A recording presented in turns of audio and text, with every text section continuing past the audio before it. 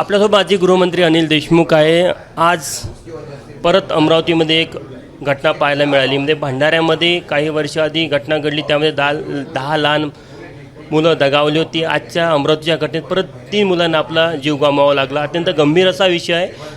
तुम्ही कुठेतरी भंडाराच्या चौकशी अहवालासंदर्भात प्रश्न उपस्थित केला आहे, काय मागणी आहे? असं आहे की काल जी अमरावतीला जी घटना घडून ज्यामध्ये 3 नवजात बालकं जी होती त्यांचा मृत्यू झाला, ही अतिशय दुर्दैवाची घटना आहे। काही वर्षापूर्वी म्हणजे 2021मध्ये अशाच प्रकारची घटना भंडारा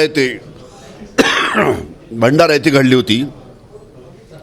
त्यावेळेस त्या घटनेमध्ये 10 बालकं मृत्युमुखी पडली होती आणि त्यावेळेस राज्य शासनाने पावलं उचलून एक चौकशी समिती की अशा पद्धतीच्या घटना पुढील काळामध्ये घडू नये म्हणून एक समितीचं गठन केलं। त्या समितीचे अध्यक्ष होते प्रभात रांगडाले यांनी संपूर्ण अभ्यास करून कशा पद्धतीची काळजी पुढील काळामध्ये घ्यायला पाहिजे जेणेकरून अशा घटना घडणार नाही, याच्यासाठी त्या समितीने प्रभात रांगडाले या समितीने आपला अहवाल राज्य शासनाला दिला। पण तो अहवाल जो दिला तो अहवाल धुळखात राज्य शासनाकडे पडला आहे। कोणतीही कारवाई राज्य शासनाने केली नाही।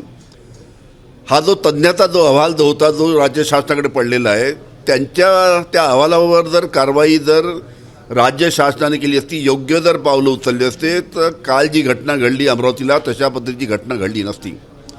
माझा प्रश्न असा आहे की राज्य शासनाने एक तज्ज्ञ कमिटीचा जो अहवाल इतक्या महिन्यापासून राज्य शासनाकडे पडला आहे त्याच्यावर का कारवाई केली नाही, हा माझा प्रश्न आहे। त्या समितीने अशी सूचना देखील सुचवली होती की राज्यातील सर्वच रुग्णालयाची तपासणी करण्याची गरज आहे आणि तिथे अनेक रुग्णालयामध्ये अग्निशमन व्यवस्था असेल किंवा इतर ज्या काही उपाययोजना कराव्या लागतात त्या संदर्भात तात्काळ पावलं उचलण्याच्या सूचना केल्या होत्या।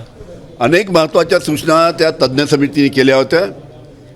मला एक समजत नाही की आपण तज्ज्ञ समिती गठीत करायची, त्या तज्ज्ञ समितीने संपूर्ण अभ्यास करून आपला अहवाल द्यायचा आणि अहवाल देऊन तो अहवाल धुळखात शासन दरबारी पडला राहायचा, हे काही योग्य नाही।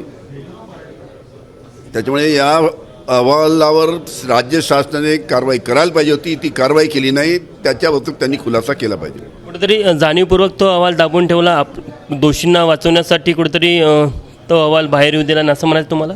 नाही, जाणीवपूर्वक असं कोणी करणार नाही। दुर्लक्ष, पण सरकारचं दुर्लक्ष, इतका गंभीर इश्यू, इतकी महत्त्वाची कमिटी, इतका महत्त्वाचा अहवाल त्या कमिटीने दिला आणि त्याच्याकडे दुर्लक्ष करायचं।